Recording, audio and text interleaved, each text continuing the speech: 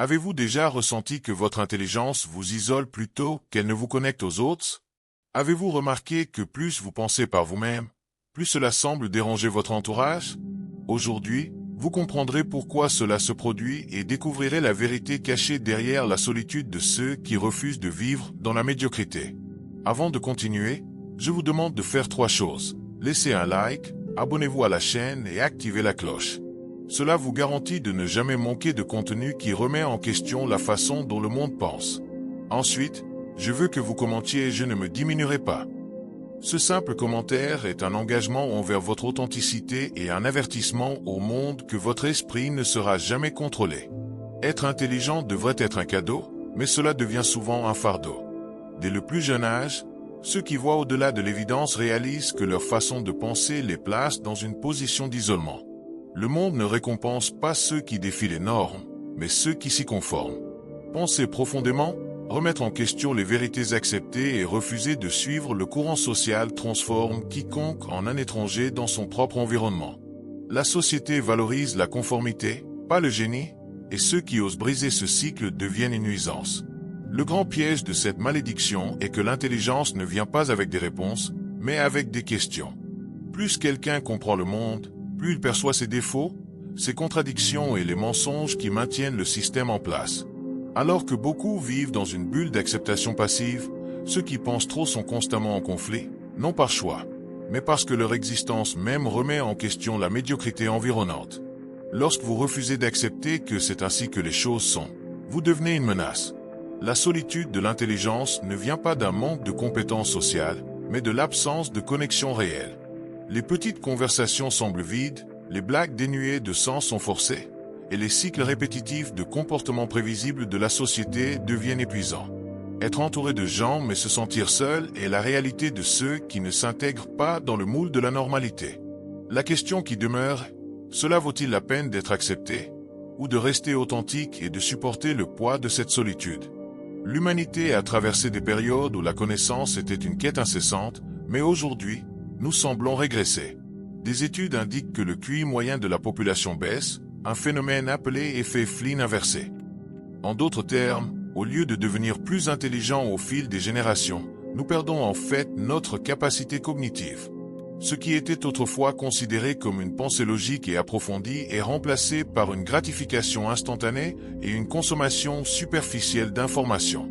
La raison de cette régression est simple, la commodité. La technologie a rendu les connaissances accessibles, mais elle a aussi éliminé l'effort nécessaire pour chercher, remettre en question et réfléchir. Aujourd'hui, il est plus facile d'accepter la première réponse de Google que d'approfondir un sujet. Les réseaux sociaux ont transformé les débats en arènes de validation, où l'objectif n'est pas de trouver la vérité, mais d'avoir raison. Les mèmes ont remplacé les arguments, les titres ont remplacé les rapports, et les opinions jetables sont dispersées sans fondement. Nous ne formons plus nos esprits, nous réagissons simplement. Si l'intelligence humaine est en déclin, ceux qui insistent encore pour penser par eux-mêmes deviennent les derniers vestiges d'un monde disparu. Et ironiquement, ce sont ces gens qui souffrent le plus. Après tout, la médiocrité ne s'interroge jamais. Seuls ceux qui voient au-delà réalisent à quel point cette chute est effrayante. La question qui demeure, sommes-nous prêts à inverser ce cycle, ou accepterons-nous notre propre décomposition intellectuelle? Si cette vidéo vous a ouvert l'esprit et vous a fait voir la réalité d'une manière que peu ont le courage d'aborder, sachez que de grands changements vous attendent. Tout comme votre intelligence vous différencie de la majorité, l'univers reconnaît ceux qui refusent de se diminuer. Voici un défi pour vous. Montrez votre gratitude à l'univers en envoyant un merci jusqu'à 100 $ et déclarez que vous ne vous cacherez plus pour plaire à personne. Votre esprit est votre plus grande richesse, et cette attitude symbolise que vous êtes prêt à recevoir encore plus, qu'il s'agisse d'une nouvelle voiture, de nouvelles opportunités ou de connexions qui en valent vraiment la peine. Commentez ici « Mon intelligence est ma force » et faites savoir au monde que vous ne vous excuserez plus d'être qui vous êtes. La solitude de l'intelligence ne consiste pas seulement à être différent. Elle réside dans la réalisation que la plupart des gens autour de vous ne veulent pas changer. Lorsque vous avez un esprit curieux et analytique, vous commencez à réaliser que les interactions humaines sont principalement superficielles. Les gens suivent des scripts invisibles, répètent des phrases vides et se contentent de réponses simples à des questions complexes. Le problème n'est pas que vous ne vouliez pas vous connecter, c'est que la profondeur de votre esprit nécessite quelque chose que peu sont prêts à offrir. Être intelligent, c'est comme porter un miroir dans lequel les autres ne veulent pas se regarder. Lorsque vous parlez logiquement et franchement, les gens se sentent intimidés. Lorsque vous posez des questions qui dérangent, ils sont mal à l'aise. L'isolement ne se produit pas parce que vous voulez vous éloigner, mais parce que la société rejette quiconque ne s'intègre pas parfaitement à la médiocrité. La plupart des gens se sentent plus à l'aise avec ceux qui les font se sentir bien, pas avec ceux qui les font réfléchir. L'ironie cruelle de cet isolement est que plus vous êtes intelligent, plus vous réalisez l'importance de la connexion humaine, et en même temps, plus il devient difficile de la trouver. Alors que beaucoup ne recherchent que la distraction, vous cherchez un but. Alors que beaucoup vivent sur le pilote automatique, vous voulez discuter de la vie, de la mort, de l'univers. Et c'est là que la solitude s'installe, non pas dans le manque de gens autour de vous, mais dans l'absence de ceux qui vous comprennent vraiment. L'intelligence est dérangeante car elle remet en question le confort. La plupart des gens ne veulent pas entendre des vérités inconfortables, ils veulent continuer à croire ce qu'ils savent déjà. Si une nouvelle pensée menace leurs croyances, ils ne cherchent pas à les développer, mais à éliminer la menace. Cela se produit dans les conversations quotidiennes, sur les réseaux sociaux et même dans les relations les plus proches. Être intelligent signifie constamment marcher sur des terres interdites, où la vérité peut être trop dangereuse à dire. L'esprit humain est paresseux par nature. Penser fatigue, nécessite des efforts et provoque de l'inconfort. Par conséquent, la plupart des gens optent pour la voie la plus simple. Accepter les récits prêts à l'emploi, suivre la foule et éviter les questions profondes. Mais ceux qui refusent de suivre ce modèle deviennent automatiquement une menace. Lorsque vous défiez la pensée commune, peu importe à quel point vous avez raison, votre simple présence est déjà un affront au confort des autres. En fin de compte, le plus grand dilemme des esprits brillants est de choisir entre l'acceptation et l'authenticité. Beaucoup choisissent de faire taire, d'adoucir leurs pensées ou même de prétendre être moins qu'ils ne le sont vraiment, juste pour éviter les frictions sociales. Mais la vérité est que l'intelligence sans liberté devient un fardeau encore plus lourd. Alors, la question se pose. Cela vaut-il la peine de sacrifier la vérité pour le confort? La société fonctionne sur la base de tribus, de petits groupes qui renforcent les croyances collectives et rejettent quiconque menace leur stabilité. De l'école à l'environnement de travail, l'être humain cherche l'appartenance et la validation. Mais que se passe-t-il si vous êtes le seul à ne pas être d'accord avec l'état d'esprit du groupe? Le résultat est une isolation automatique. Vous n'êtes pas considéré comme une personne avec vos propres opinions, mais comme une menace pour la cohésion sociale. C'est pourquoi les gens intelligents sont souvent confrontés à une résistance lorsqu'ils expriment leurs idées. Peu importe à quel point votre argument est logique ou fondé, s'il remet en question le récit du groupe, vous serez rejeté. En effet, la plupart des gens préfèrent avoir tort en groupe que raison seule.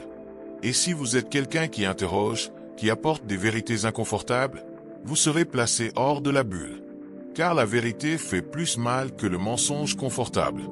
La grande question est, voulez-vous vous adapter, ou voulez-vous voir la réalité? Beaucoup choisissent l'acceptation, même si cela signifie se diminuer. Mais ceux qui refusent de trahir leur propre intelligence paient le prix de l'exclusion. Que choisissez-vous?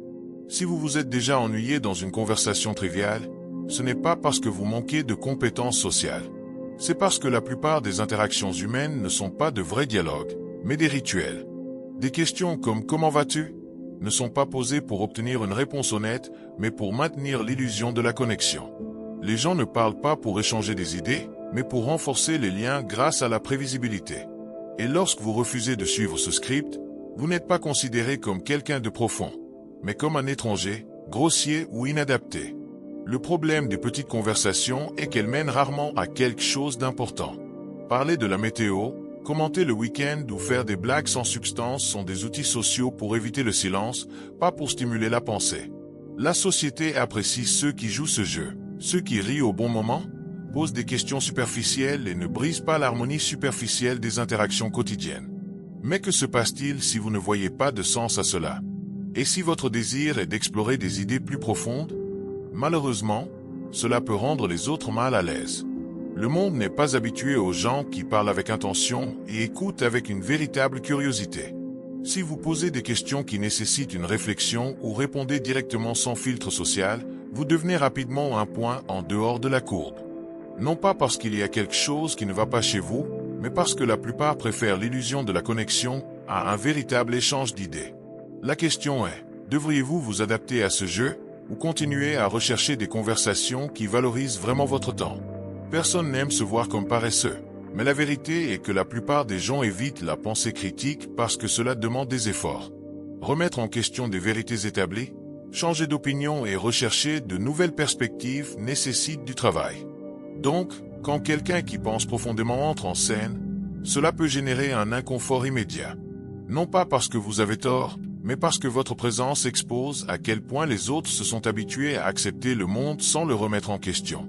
L'esprit humain est un maître dans l'art de chercher des raccourcis. Nous préférons les croyances qui nous mettent à l'aise plutôt que les vérités qui nous dérangent.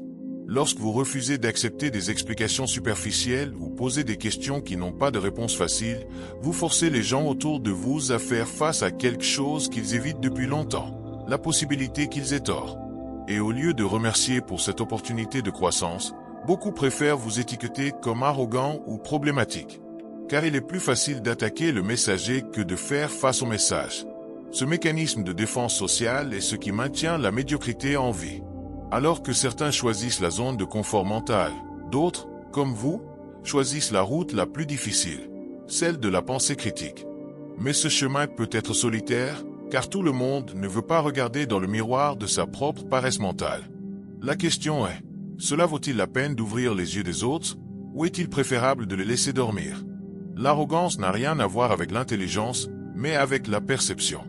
Le simple fait que vous parliez clairement, exposiez des arguments solides et ayez confiance en votre logique peut être interprété comme une offense par ceux qui ne sont pas habitués à ce niveau de précision. Le problème n'est pas que vous vous trouvez supérieur, c'est que la société est habituée à déguiser des opinions faibles sous de fausses nuances d'humilité.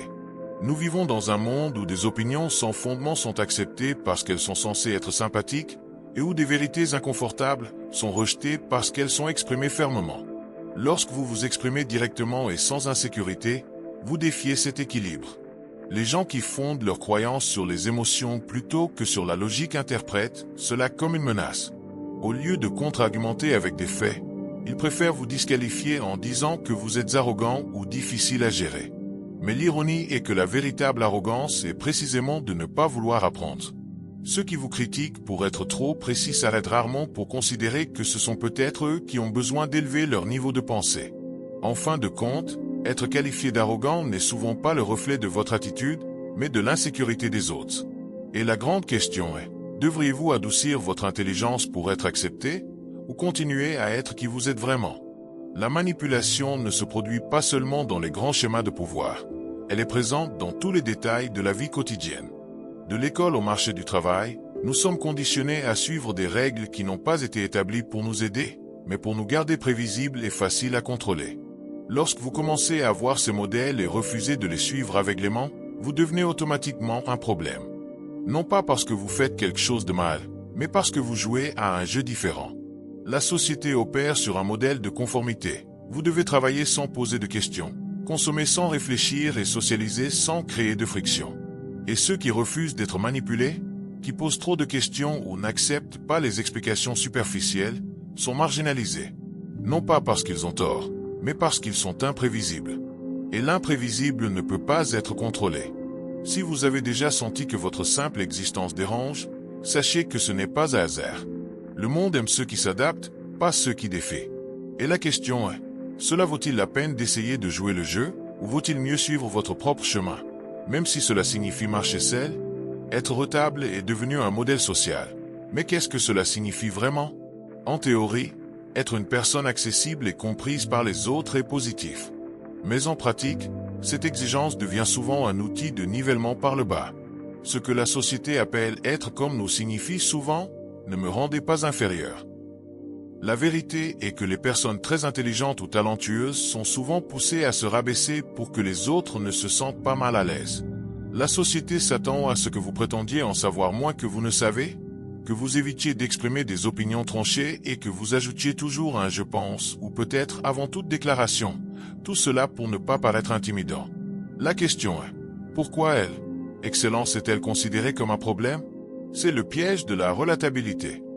Vous ne pouvez pas trop briller, sinon vous serez perçu comme arrogant. Vous ne pouvez pas trop approfondir, sinon vous serez vu comme difficile. Et si vous refusez de jouer à ce jeu, le rejet est presque inévitable. Mais la question ultime est, êtes-vous prêt à vous rabaisser pour entrer dans un moule? Ou préférez-vous être exactement qui vous êtes, même si cela dérange les autres? La société aime louer l'intelligence, tant qu'elle ne dérange pas. Des phrases comme « Waouh, tu es si intelligent » ou « Tu es vraiment brillant » sont souvent prononcées. Mais elles ne sont pas toujours une véritable reconnaissance. Elles sont plutôt une manière subtile de vous garder sous contrôle. En réalité, la plupart des gens ne veulent pas être proches de ceux qui pensent trop, car cela signifie qu'ils devront remettre en question leurs propres certitudes. Par conséquent, le compliment peut n'être qu'un déguisement pour vous faire sentir accepté tout en évitant de trop déranger. Ce que la société veut vraiment, ce n'est pas l'intelligence, mais la conformité. Lorsque vous commencez à poser des questions difficiles, à défier les idées reçues sans crainte, les compliments disparaissent et sont remplacés par des étiquettes. Arrogant, difficile, compliqué. C'est comme s'il y avait une limite invisible à combien vous pouvez exprimer votre pensée sans déranger les autres. Si vous dépassez cette limite, vous devenez un problème. Si vous restez en dessous, vous êtes accepté, mais au prix de votre authenticité. Le dilemme est donc le suivant. Soit vous vous adaptez et obtenez une validation superficielle, soit vous restez fidèle à qui vous êtes vraiment et apprenez à faire face au rejet. Beaucoup choisissent la voie la plus simple, préférant l'acceptation à la vérité. Mais ceux qui refusent de vivre dans le mensonge savent que le prix de l'authenticité est la solitude. La question est, êtes-vous prêt à payer ce prix? Beaucoup de gens croient qu'avec le temps, ils deviennent automatiquement plus sages. Mais le temps ne signifie pas l'évolution. Si vous ne recherchez pas activement la connaissance, si vous ne contestez pas vos propres croyances et si vous vous contentez des bases, le vieillissement ne fait qu'accumuler des années, pas de la sagesse. La vérité difficile est que la plupart des gens n'évoluent pas, ils vieillissent simplement. Lorsque vous réalisez cette réalité, votre vision du monde change. Vous commencez à voir des adultes qui, malgré leur âge, pensent encore comme des adolescents. Des gens qui ont passé des décennies sans jamais remettre en question quoi que ce soit, vivant sur le pilote automatique, répétant des modèles et des idées qu'ils n'ont jamais vraiment analysées. Et le plus effrayant, c'est qu'ils croient que c'est normal. Lorsque vous émergez et brisez cette illusion, montrant que la connaissance et la croissance sont des choix et non des conséquences du temps, vous devenez rapidement une menace. Le plus grand choc de réalité survient lorsque vous comprenez que l'âge ne garantit pas la maturité, et que de nombreuses personnes âgées ne sont que des versions plus fatiguées d'elles-mêmes, sans réelle évolution. Savoir cela peut être frustrant, mais aussi libérateur. Vous réalisez que vous n'avez pas à suivre la manière traditionnelle de grandir. Il vous suffit de continuer à interroger, à explorer, à grandir. Le temps en lui-même ne change personne. La question est, êtes-vous prêt à changer, ou préférez-vous simplement vieillir? Penser de manière indépendante devrait être un cadeau, mais cela devient souvent un fardeau. La raison en est que la plupart des gens ne veulent pas de vrai dialogue, ils veulent une confirmation. Lorsque vous présentez une idée différente, peu importe à quel point elle est logique ou fondée, beaucoup la voient comme une menace plutôt que comme une invitation au débat. Le résultat? L'isolement. La solitude de ceux qui pensent trop ne vient pas d'un manque de compétences sociales, mais de la rareté des personnes prêtes à engager un dialogue honnête et profond. Alors que le monde tourne autour de conversations vides et de distractions futiles, vous cherchez du sens. Mais le sens nécessite de la profondeur, et la profondeur effraie. Vous finissez par vous sentir déplacé, comme si vous étiez seul dans un océan de superficialité. Ce que peu de gens comprennent, c'est que cette solitude n'est pas nécessairement une mauvaise chose. En fait, c'est un signe que vous êtes sur la bonne voie. Le prix de la liberté intellectuelle est souvent l'exclusion sociale, mais ceux qui restent fidèles à eux-mêmes découvrent que, même si le chemin est solitaire, il est aussi le seul qui en vaille la peine. Alors, la question se pose. Est-il préférable d'être seul en étant qui vous êtes vraiment, ou d'être accompagné tout en vivant un mensonge? Le système est conçu pour transformer tout le monde en pièces prévisibles d'un grand mécanisme. Dès l'école, on nous apprend à suivre les règles, à obéir sans poser de questions et à nous conformer à ce qui nous est donné. Mais certains refusent simplement cette domestication, et ce sont précisément ceux-là qui dérangent le plus. La médiocrité est confortable. Elle ne nécessite aucun effort, ne génère pas de conflit et ne défie personne. La pensée critique, en revanche, est révolutionnaire. Elle démonte les illusions, remet en question les vérités établies et oblige les gens à sortir de leur inertie mentale. Mais le monde ne veut pas de révolution, Il veut de la conformité. Par conséquent, ceux qui refusent d'être apprivoisés sont considérés comme un problème. La véritable rébellion contre la médiocrité ne se produit pas dans les rues, mais dans l'esprit. Elle commence lorsque vous décidez que vous n'accepterez pas moins que la vérité, que vous ne vous contenterez pas du superficiel et que vous ne réduirez pas votre intelligence pour plaire à qui que ce soit. Le prix de ce choix peut être élevé, mais la récompense est la liberté. La grande question est, êtes-vous prêt à payer ce prix, ou préférez-vous rester dans votre zone de confort? En fin de compte, le monde ne rejette pas les gens intelligents. Il rejette l'inconfort qu'ils provoquent. Si vous pensez de manière indépendante, si vous remettez en question les vérités absolues et si vous refusez d'accepter des réponses faciles, vous deviendrez un problème pour beaucoup. Mais cela ne signifie pas que le problème vient de vous. La société fait pression sur ceux qui brillent trop pour qu'ils réduisent leur lumière. Elle espère que vous prétendrez en savoir moins que vous ne savez, que vous cacherez votre profondeur et que vous adoucirez votre intelligence pour ne pas intimider les autres. Mais accepter cela, c'est se trahir. C'est abandonner votre potentiel pour s'adapter à un moule conçu pour la médiocrité. Voici donc le dernier avertissement. Ne vous rabaissez pas pour être accepté. Ne vous excusez pas de trop réfléchir. N'ayez pas honte de voir au-delà des apparences. Le chemin peut être solitaire, mais c'est aussi le seul qui en vaille la peine. En fin de compte, ce n'est pas vous qui devez changer. C'est le monde qui doit apprendre à gérer les esprits qui refusent d'être apprivoisés. La question est, allez-vous vous rendre, ou continuerez-vous à être exactement qui vous êtes né pour être?